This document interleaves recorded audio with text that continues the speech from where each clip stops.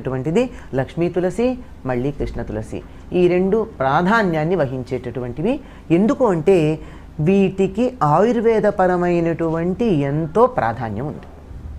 ఎందుకంటే తులసి నిజానికి గోలోకంలో నుండి వచ్చి శంఖచూడు భార్యగా ఉండి విష్ణుమూర్తి చేత ఆవిడ పాతివ్రత్యం భంగం పరచబడి ఆ తరువాత విష్ణువుని ఆవిడ శపించి తర్వాత తన శరీరాన్ని వదిలినప్పుడు నీ శరీరం నుండి వచ్చినటువంటి నీ వెంట్రుకలు ఏవైతే ఉన్నాయో అవి తులసి మొక్కలుగా వస్తాయి, అవి పరమపూజ్యమవుతాయి, నాకు చాలా ప్రియమైనటువంటిది అని చెప్పి